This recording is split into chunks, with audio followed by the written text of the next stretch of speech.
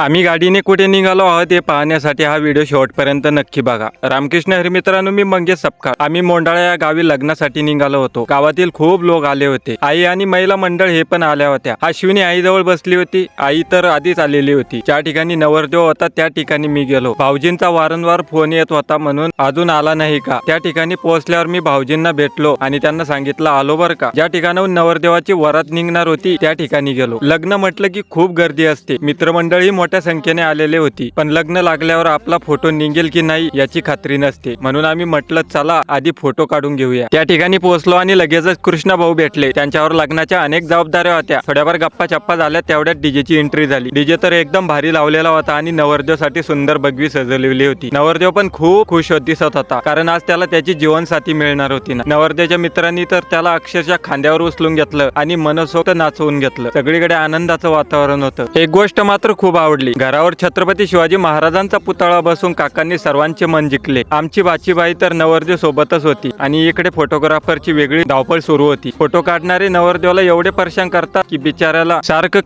खालीवर करावं लागत होतं। लग्न म्हटलं की नवरदेवाच्या भावाच्या अंगावर एवढा लोड असतो, हा पाहुणा आला तो पाहुणा आला का याच विचारात दिवस जातो। पण त्या सगळ्या गडबडीत आपल्या भावाच्या लग्नात 2 पावलं नाचायची मजा काही वेगळीच असते। लग्नाचा टाइम झाला आणि नवरदेव गेट जवळ आला। एका बाजूला मित्रमंडळ तर दुसऱ्या बाजूला आम्ही फोटो काढले। बहारो फुल बरसाव या मधुर गाण्याच्या सुरामध्ये नवरदेव आणि नवरीची शानदार एंट्री झाली। दोघांच्या आगमनाने संपूर्ण मंडप फुलून गेला होता। पाहुण्यांचा नजर त्यांच्याकडे। नवरदेव नवरी एंट्री होताच लगेचच लग्न सोहळा सुरू झाला। फटाक्याच्या कडकडाट आणि ढोल ताशाच्या गजरात संपूर्ण परिसर फुलून गेला होता आणि प्रत्येकाच्या चेहऱ्यावर आनंद दिसत होता। लग्नाचा प्रत्येक क्षण अविस्मरणीय झाला। आता आपण कोणाच्या पण लग्नामध्ये गेलो की एक तरी फोटो आपण काढतच असतो। चला म्हटलं नवरदेव नवरी सोबत फोटो काढू आणि मस्तपणे अश्विनी आणि मी फोटो काढले। कारण कोणी म्हटलं नाही पाहिजे की तुम्ही लग्नाला नव्हते। कसं आहे ना, लग्न असलं की फोटो काढलेच गेले पाहिजे। कारण फोटो अशी एक गोष्ट आहे जी आयुष्यातील सुंदर क्षण कायमचे जपून ठेवते। वेळ निघून जातो, माणसं आपापल्या कामात व्यस्त होतात, पण फोटो पाहिले की त्या दिवसाच्या सगळ्या आठवणी पुन्हा ताज्या होतात। म्हणूनच लग्नातील प्रत्येक आनंदाचा क्षण कॅमेऱ्यात कैद करून ठेवणं खूप महत्त्वाचा असतो।